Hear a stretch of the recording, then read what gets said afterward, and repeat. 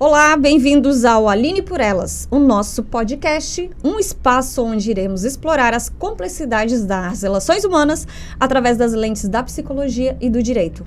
Hoje vamos mergulhar no mundo do narcisismo, um traço de personalidade que, quando chega ao extremo, ele pode ter profundas implicações tanto nas esferas pessoais quanto legais. Entender o narcisismo é crucial para reconhecer seus sinais e navegar pelas complexas interações que ele influencia, seja em casa, trabalho ou nas relações íntimas. Para nos guiar com esse tema, contamos com a presença da psicóloga Margarete Fernanda Madel, uma renomada profissional, especialista em terapia de relacionamentos. E eu, Aline Votri, advogada com vasta experiência em casos familiares envolvendo a dinâmica de narcisismo. Juntas, nós vamos oferecer uma visão dupla sobre o narcisismo, abrangendo tanto os aspectos psicológicos quanto as implicações legais, proporcionando um entendimento mais completo. Nosso objetivo hoje é desmistificar o narcisismo, entender como ele afeta as relações e discutir estratégias de apoio e intervenção legal para aqueles impactados por relações narcisistas. Convidamos todos vocês a se juntarem à nossa conversa. Envie suas perguntas, compartilhe suas experiências através das nossas redes sociais. Com essas perspectivas em mente, vamos mergulhar na discussão de hoje sobre o narcisismo, suas nuances e suas sombras. Então, Margarete, o que significa narcisismo? Olá, Aline, agradeço pela oportunidade de ter me convidado para participar do primeiro episódio desse tema que é tão importante e que está sendo tão relevante sobre o narcisismo. O que é narcisismo? Ele é um termo de origem grega, que vem do termo do Narciso, aonde que ele tinha uma pessoa que se apaixona por ele, que é a ninfa, mas ele não conseguiu responder essa paixão.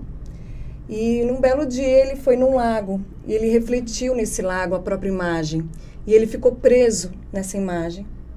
Ele se apaixonou por ele mesmo. Ele se apaixonou por ele mesmo e desde então ele não conseguiu mais se desprender dessa imagem e ficou se admirando e onde que o ego dele foi se inflando. E ele ficou ali, morreu. Eternamente, é o mito do narcisismo. Onde ele morreu e onde que criou essa flor, que veio essa flor, onde que colocaram o nome de Narciso. E como é que funciona? Existe um narcisismo que é saudável e tem um patológico. Qual que é a diferença entre os dois? Então, narcisismo saudável é quando a pessoa reconhece suas próprias conquistas. Isso todos nós temos, Essa própria da imagem, dessa questão de ser positivo, de fazer busca, E essa questão do narcisismo saudável, ela também tem empatia pelos outros. Ela também quer que o outro também conquiste esse espaço que ela também está tendo, de reconhecimento, E das habilidades que ela consegue social, ela consegue transitar. Esse é saudável, Que é ter autoestima. O patológico, ele é um transtorno que tem algumas características, com os traços que o DSM-5, ele acaba elencando para a gente poder estar fazendo o diagnóstico. Então, dentro desses traços, tem que ter 5 características. Uma delas, ele tem a questão da grandiosidade, ele tem a questão da manipulação, falta de empatia e... Individualista, manipulador, ele não tem empatia, ele só pensa nele. Na verdade, ele só pensa nele. Ele precisa de um grande palco para ter um monte de admiradores. Isso, ele precisa sempre de alguém que aplaude ele e que valida aquilo que é de grandioso. Ele sente poder, ele tem essa questão do poder. Ele se acha melhor do que todo mundo. Entendi.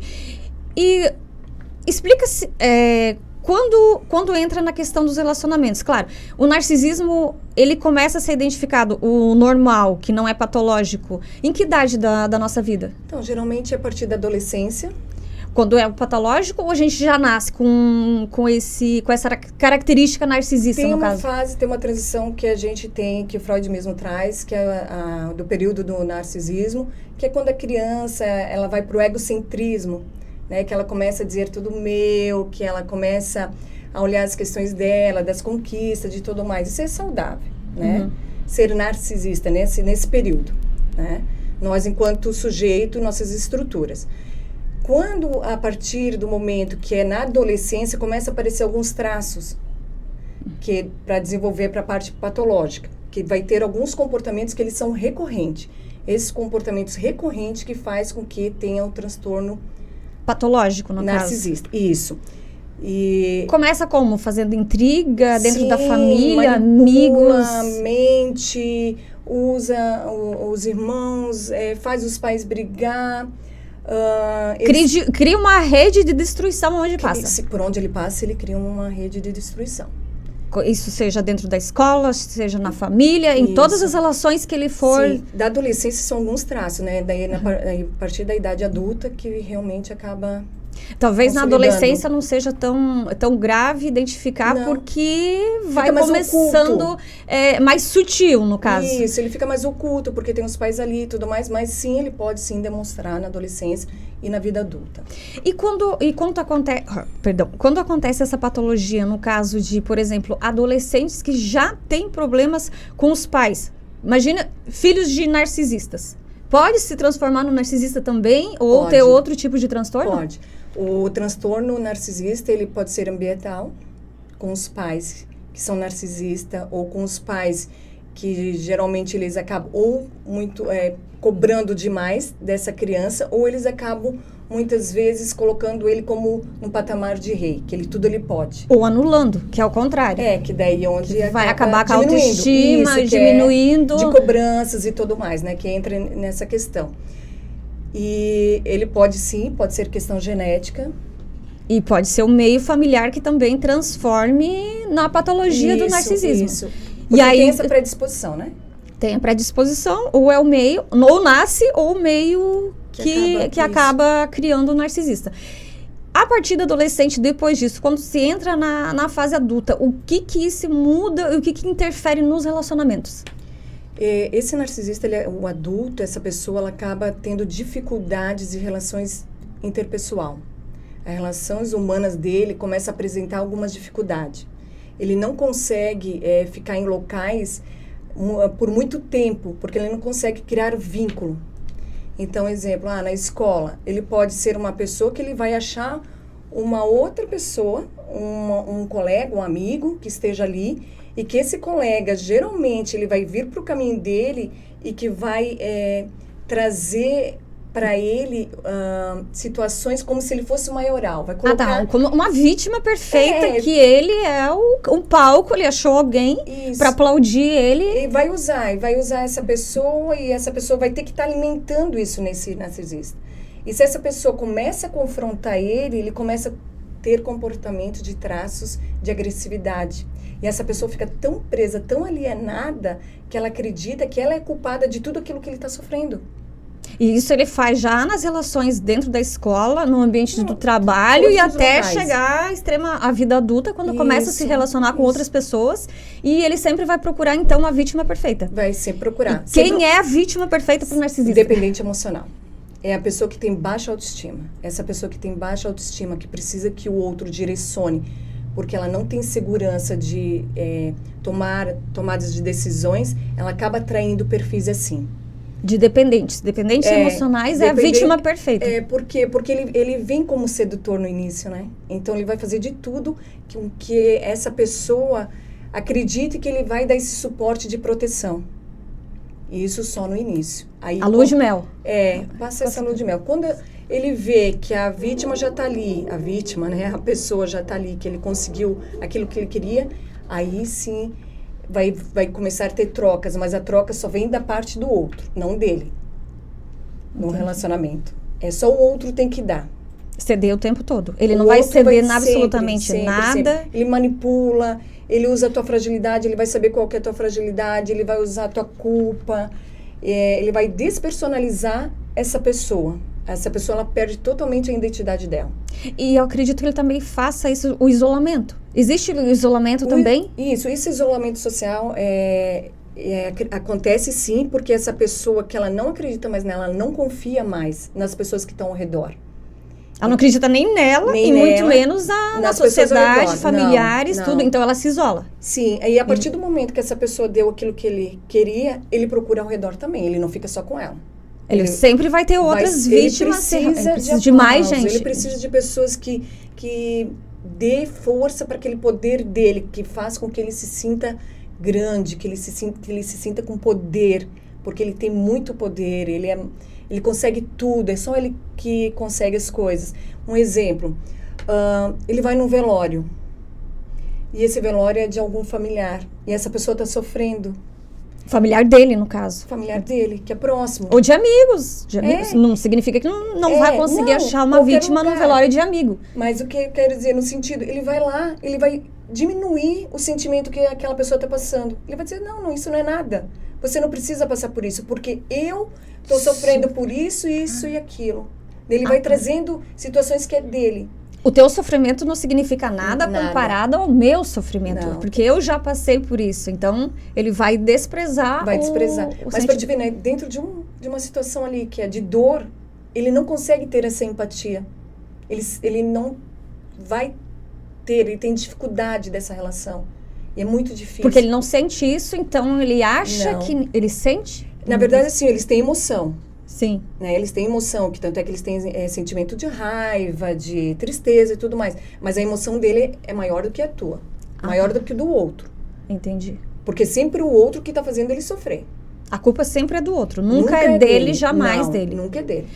E nos relacionamentos, como que a vítima, uma suposta vítima, ela pode identificar esses sinais de alerta que já está afetando a sua saúde mental ou quando já começa a ficar uma situação mais grave que ela precisa procurar ajuda? Então, o que ela precisa identificar dos comportamentos recorrentes deles, que são os padrões de comportamento. Como ele age com ela. O que é um relacionamento saudável? É quando a outra pessoa ela te respeita. Ela consegue ter uma comunicação assertiva. Ele escuta. Relacionamento saudável. Essa troca. Dentro desse relacionamento com o narcisista, não existe isso. Então, qualquer situação que acontecer ali, de tomada de decisão, quem vai sempre tomar é ele. Dentro do relacionamento ou dentro da família. Só tem que ceder, aceitar e acatar. E se essa pessoa tentar questionar, não adianta, porque é uma perca de tempo. E aí pode partir também para a questão da agressividade. Parte da agressividade porque ele não aceita. Aí ele vai fazer de tudo para essa pessoa se sentir diminuída. Mesmo ela tentando trazer argumentos concretos ali para ele, não vai adiantar. Ele vai diminuir. Ele vai dizer que quem tem razão é ele. Que ele que tem que decidir. Porque ele é o melhor, porque ele consegue. Você não consegue, você é burra. Você tem uma família assim, a sua família... Ele vai trazendo situações para você sentir diminuída. Eu acredito que a maioria dos relacionamentos, até que porque eu trabalho também bastante na área da família, de vítimas de pais narcisistas. O estrago que isso causa na vida adulta e que essas pessoas vão repetir esses padrões e procurar alguém que seja tão narcisista quanto o pai ou a mãe foi na infância e na adolescência. E aí repete o padrão. Sim, repete o padrão por quê? Porque eles naturalizam. Eles acham que esse comportamento ele é natural, ele é normal. Então, por que é importante a gente entender o que é narcisismo? O que é uma relação saudável? É isso que a gente traz para a terapia. Porque quando a gente entende o que é uma relação saudável e o que eu mereço como pessoa, o que eu mereço enquanto ser de direitos, de individuais e coletivos, enfim. Aí eu consigo identificar quem é essa pessoa. Para eu sair daquele relação de ciclo vicioso que a minha família já trazia, que é uma família disfuncional. Quanto tempo leva, Margarete, para tratar uma pessoa, por exemplo, que veio do núcleo familiar com narcisista? E ela procurou estar no relacionamento com outro narcisista, companheira, enfim, repetindo o mesmo padrão. É um processo que ele é muito lento. Né? Ele é um processo lento, por quê? Porque a gente vai ter que trabalhar a questão dela enquanto pessoa. Quem é esse sujeito? Trabalhar primeiro ela vai ter que resgatar a pessoa na sua essência para ela se conhecer primeiro, ter o autoconhecimento para depois ela identificar o problema do relacionamento e que o problema não era ela, que era o outro. Isso, que o problema não era ela, porque ela sempre vai se achar dentro desse relacionamento que ela é culpada. de tudo. Os pais brigam, jogam a culpa nela, né, que são os dois narcisistas. Jogam a culpa nela, ela vai acreditar que é por causa dela. Do relacionamento também, de qualquer lugar, ou até de trabalho, em qualquer lugar, se ele acha uma pessoa que é vulnerável, que tem essa dependência, essa pessoa sempre vai carregar uma culpa dentro dela. Sempre vai. E para ela poder identificar, é um processo que tem que trabalhar as crenças, tem que trabalhar o que é o narcisismo, tem que trabalhar a questão histórica dela. Então, é um processo lento, mas que a longo prazo, sim, dá um resultado muito bom. E qual é o primeiro passo para se tratar uma pessoa que é vítima de um narcisista? Ela entender que ela está dentro de um relacionamento que não está sendo bom para ela. E que muitas vezes, como a gente trabalha na área, essa vítima nem procura ajuda.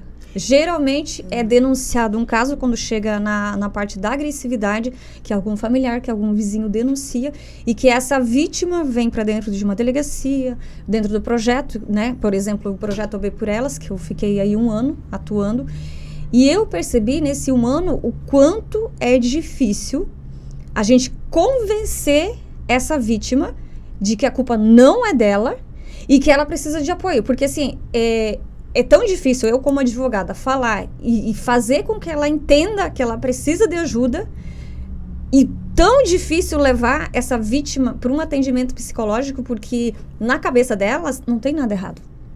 Entendesse? A culpa é dela, mas assim, se é aquela questão que elas colocam de que eu vou mudar e eu vou salvar ele.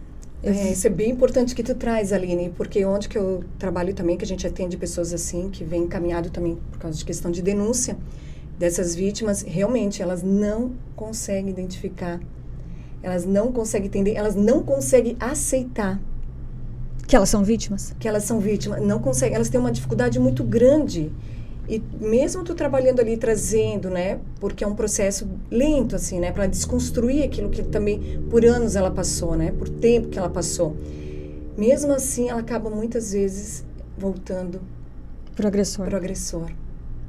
Eu já tive casos gravíssimos, Margarete, de a mulher chegar na delegacia e pedir ajuda para a filha, de medo de que ele fosse o namorado, no caso, perfil total do que você descreveu aí de narcisismo, de que ele fosse fazer um mal para a filha, sendo que ela já tinha sido espancada na sexta, no sábado, no domingo ele jogou ela para fora, ele arrastou ela dos 2 andares da casa dele, jogou ela para fora, só com a roupa do corpo, trancou o carro dentro da casa, e ela teve que chamar a polícia. Foi a única vez que ela pediu socorro, porque a filha estava trancada dentro da casa dele. E ela foi procurar ajuda na delegacia na segunda-feira para pedir uma medida protetiva para a filha adolescente. Não, ela não se via na situação de vítima. Sendo que, quando a gente começou a conversar, entender toda a situação de como começou, né, o histórico ali de agressão, ela foi estuprada, ela foi espancada. E quando ela disse que ele forçou, porque na cabeça dela eles brigaram, mas tudo se resolvia no sexo. Mas como se resolve no sexo? Então, ele me força, aí tá tudo certo. Depois para. Assim, mas quando você força alguém a ter relações, se você não quer, é estupro. Isso. Ela tava toda machucada e ela não entendia que ela sofreu estupro daquele relacionamento. E até ela entender que ela foi vítima, ela não aceitava. Que a vítima era a filha. A filha poderia ser uma potencial vítima, mas ela não, entendeu? E que ele era muito poderoso, que a mãe era igual, enfim, aquela conversa que a gente sempre ouve e acaba... Se ela voltou, não sei. Nosso papel ali é orientar, encaminhar pro CREAS, que é onde vocês atuam também, para fazer esse atendimento, para os SAVs, enfim, toda a rede de apoio. E talvez outras que vieram depois acompanhar esses casos. Mas o que eu quero ressaltar a dificuldade que é de fazer essas vítimas de relacionamento, que chegam nessa questão de narcisismo, de agressão e de violência, de elas entenderem. Porque a maioria fala, doutora, eu vou voltar para casa, não é só questão da dependência econômica. Eu volto para casa porque se eu mudar aqui, ele vai mudar ali, não vai mais acontecer agressão. Isso não acontece? Justo. E evolui até o ponto de se tornarem vítimas de feminicídio. Justamente. E isso é bem importante também, porque quando elas vêm para nós, a gente percebe que elas sempre estão justificando o comportamento. Agressão. Sempre estão justificando. Não, mas ele vai mudar. Foi só essa vez? Foi só essa vez. Não, ele cuida de mim, ele cuida dos meus filhos, ele é um bom pai. Um bom marido. Só aconteceu dessa vez, outras vezes nunca aconteceu. Elas sempre estão justificando, elas não conseguem perceber que elas estão passando por violação. E violação de direitos. E aí entra a questão, né? Que elas acham que elas não são vítimas e elas acham que elas vão salvar esse relacionamento, se ela mudar mais, se ela ceder mais, vai mudar. Só que muitas vezes envolve crianças e adolescentes. E aí nós vamos falar um pouquinho da parte legal. Porque o que acontece? Uma coisa é ela ter a escolha. A mulher, quando ela vem para uma delegacia ou vem para a gente, no meu escritório, para ser atendida, a gente faz toda a orientação jurídica do que ela tem direito, para onde ir, o que fazer, né? Como tratar e tudo mais. Mas quando ela não quer ajuda, que ela vem numa delegacia, por exemplo, que ela foi agredida, que ela foi espancada, que ela foi estuprada, e ela quer, não, a gente dá orientação, ela não quer, porque ela não é forçada a fazer uma medida protetiva. É que o boletim de ocorrência já está lá, a PM, geralmente a polícia militar faz, ou enfim, que chega para a delegacia, ela não é forçada a fazer a medida protetiva e ela não quer fazer. Só que tem filhos envolvidos. Não interessa se é dessa pessoa narcisista ou se é de outros relacionamentos. O fato é que essas mulheres, a gente deixa isso bem claro, correm o risco gigantesco de perder a guarda dessas crianças. Porque uma coisa, ela está se submetendo à situação de risco, de agressão, de violência e ter essa escolha de permanecer. Outra coisa são os filhos. Porque lá no Estatuto da Criança e Adolescente a gente sempre fala que é o dever dos pais, do Estado e da sociedade cuidar das crianças e adolescentes. Então, sim, a gente tem o papel de denunciar, e nesses casos que há agressão, quantas vezes dentro da delegacia a gente acionava o conselho tutelar? Isso. Pode voltar pro agressor, mas as crianças vão pro abrigo. Porque perde a guarda. Ou a família extensa, né? Ou acaba procurando a família extensa porque essa pessoa, ela está se prejudicando, que é uma decisão dela diz quanto adulta. Ela tem consciência daquilo que ela está procurando. Agora, a criança não. A criança, ela tem que ser protegida. A criança e os adolescentes também. A criança e o adolescente, eles têm que ser protegidos dentro dos seus direitos, né? Porque senão daí cria a questão dos direitos violados, né? E esse sofrimento também que essas crianças passam, porque já veja esse casal, ou já vê esses pais fazendo isso, e daí alguém vai lá, tira eles. Para eles entenderem também é difícil. E aí vão para abrigo. Até com a família extensa, eu acredito que não tenha tanto impacto. Aí eu acredito, não estou falando como psicóloga, estou falando como advogada.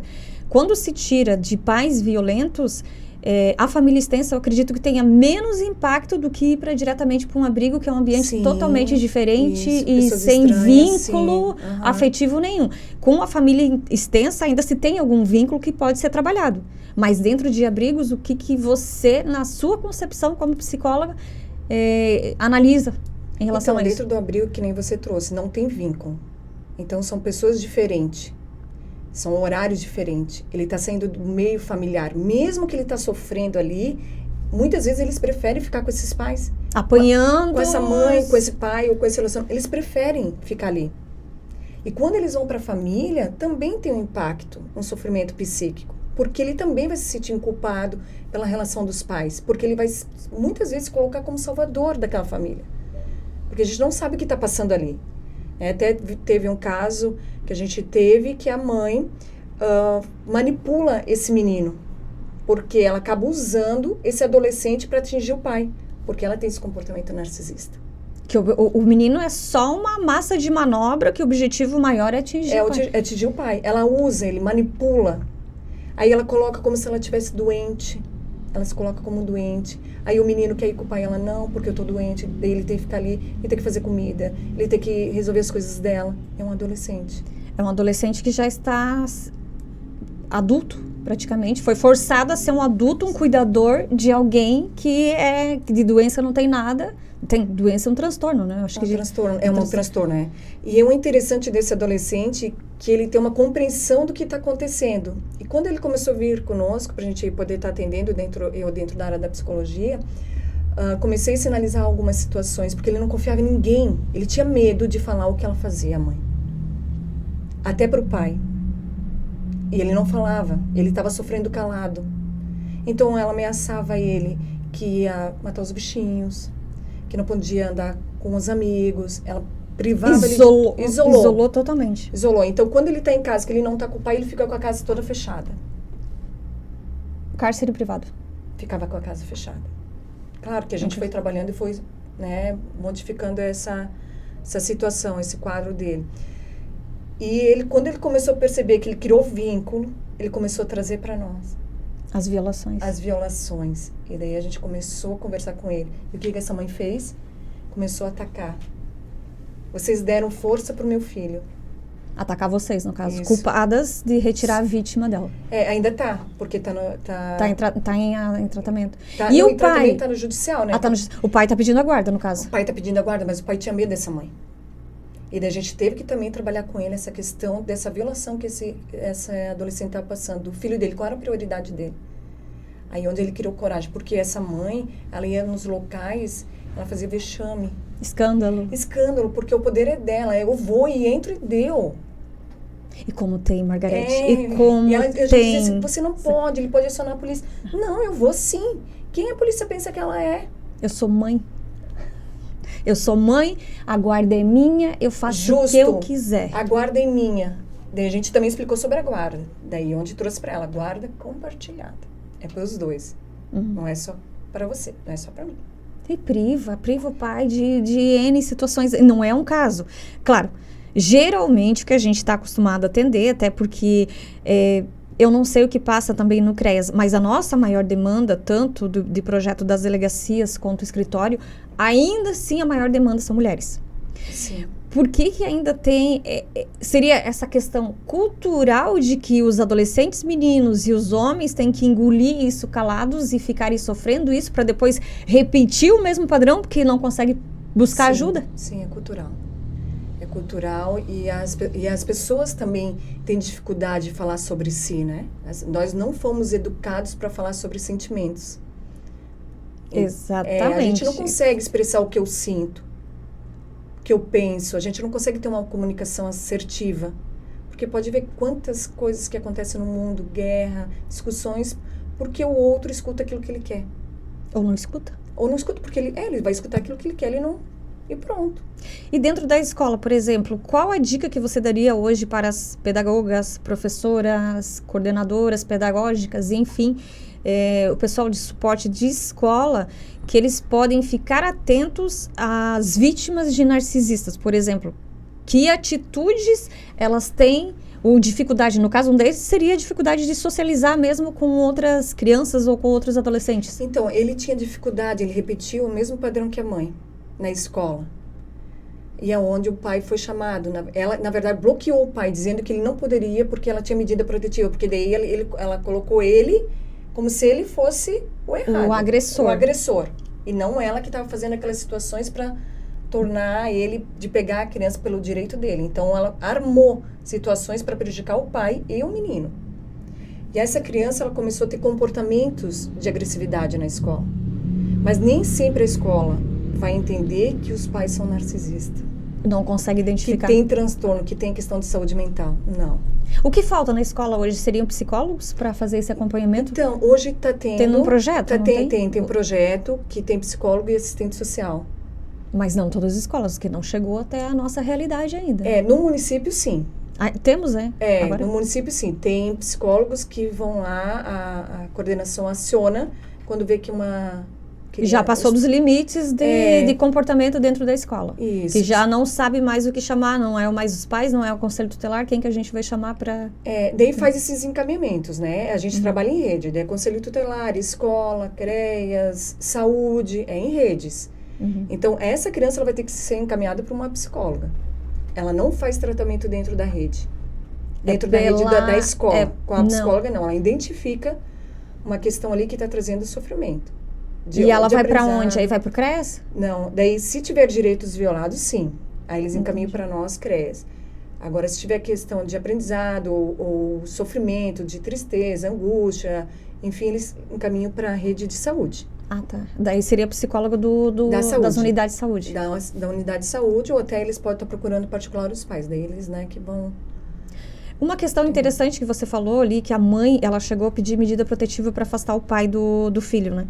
Isso também é muito comum. Inclusive, nós tivemos um caso, né, recentemente, onde houve um pedido de medida protetiva. Aparentemente era um perfil, ou não deu para identificar ainda se é narcisista Sim. ou psicopata. Então, ela procurou a rede de atendimento, fizemos tudo o que podíamos e ela simplesmente decidiu voltar pro agressor. E agressor que já tentou, enfim, já passou dos limites. E aí o que acontece?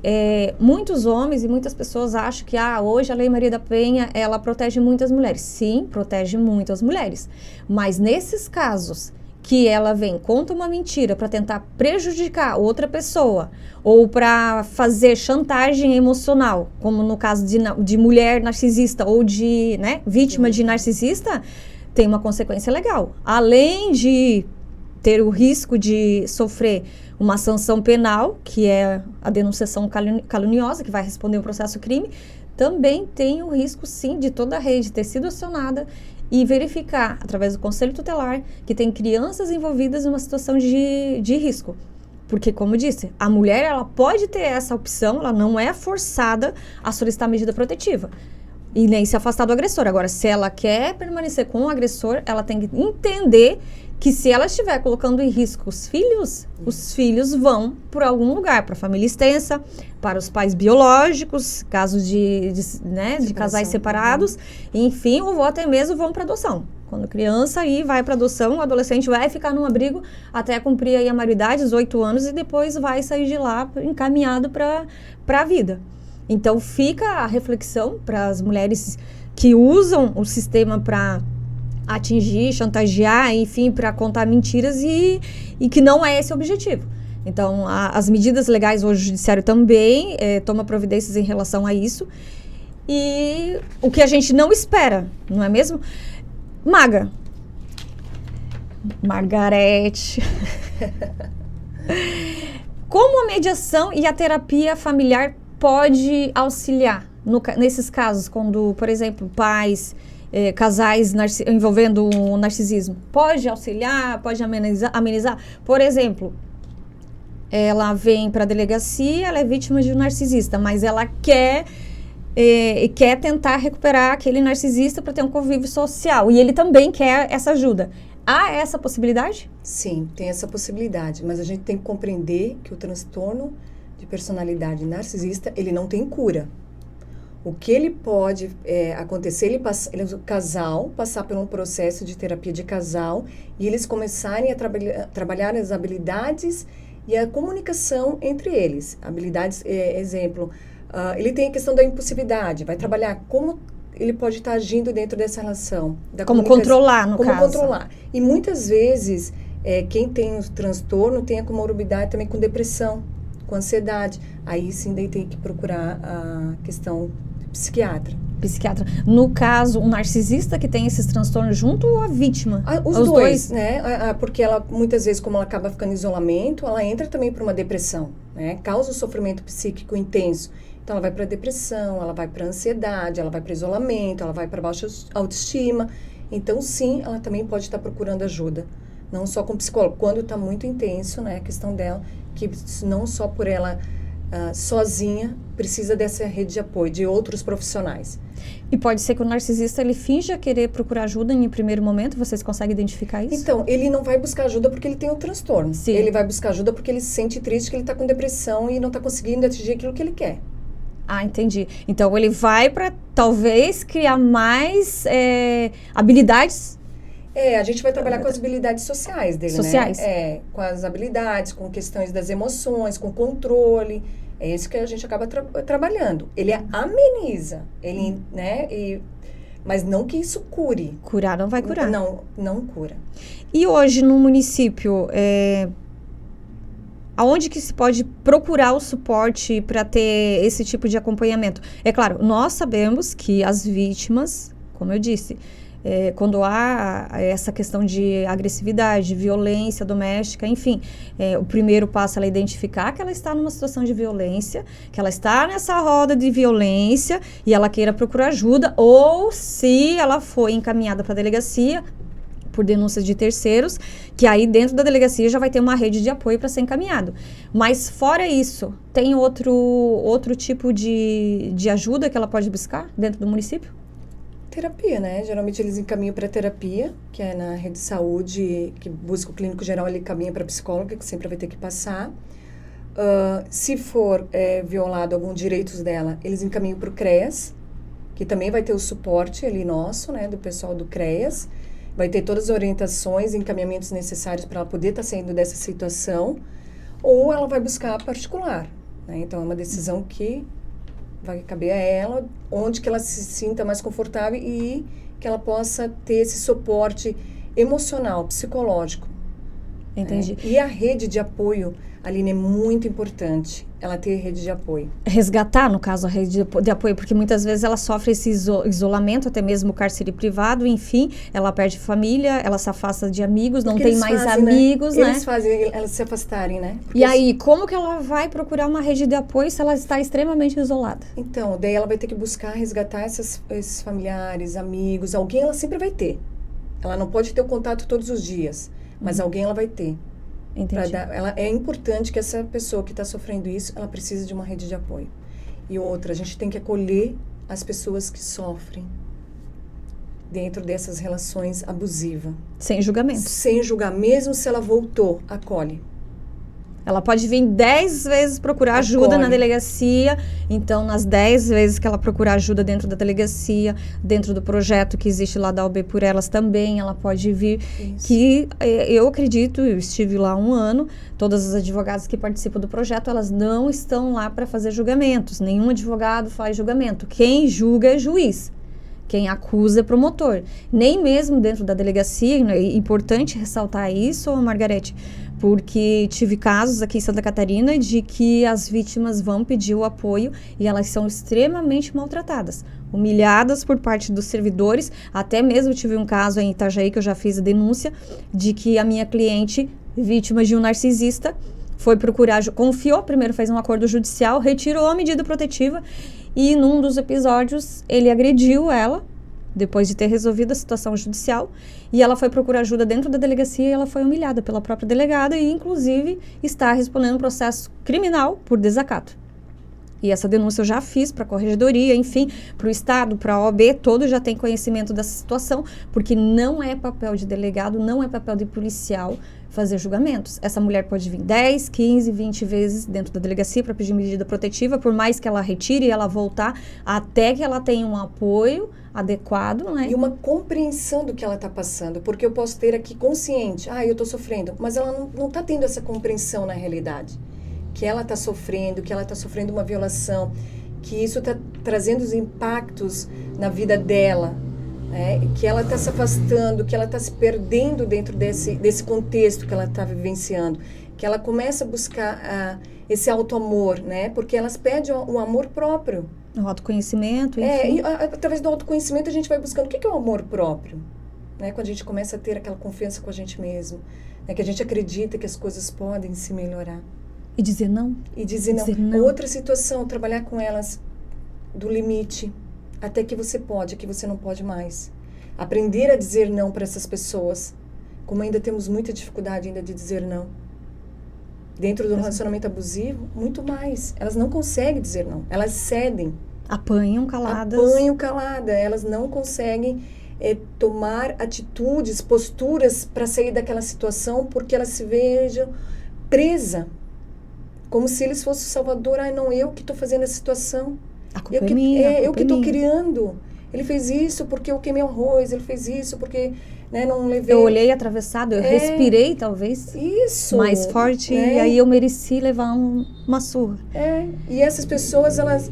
porque a gente vê muito, escuta muito até dentro de vários locais, apanha porque gosta. Já deve ter ouvido porque isso. merece. Porque merece. Fez isso tudo porque é tão igual ao cafajeste, que é o que a gente mais ouve. Isso. E não entende que talvez a primeira saída foi um pedido de socorro. E vai ter outras e outras e outras. E ela vai precisar ser acolhida de novo. E as portas precisam estar abertas. E ela vai ter que achar alguém, né, que está próximo ali dela, que ela consiga confiar para ela sair. Porque senão vai ser mais uma dentro da estatística do feminicídio, infelizmente. Gente, estamos finalizando o nosso podcast sobre o narcisismo. Espero que vocês tenham compreendido o assunto, entendido onde procurar ajuda, os sintomas, como identificar.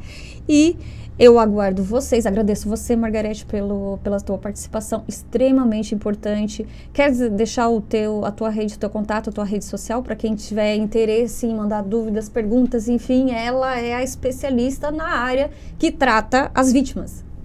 Então, eu que agradeço, Aline, pela oportunidade, espero ter ajudado, né? E se tiver qualquer dúvida, vocês podem estar encaminhando para o meu WhatsApp, que é o 99-659-4973, que ali eu vou poder estar respondendo as dúvidas também.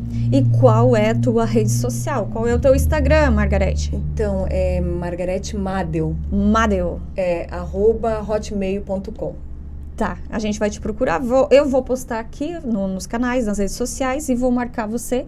Então, pessoal, que vocês tiverem dúvidas, precisarem de apoio, precisarem de suporte, entre em contato, acesse a minha rede social, Aline Votri, no Instagram e no nosso canal do YouTube. Eu espero vocês. Até a próxima.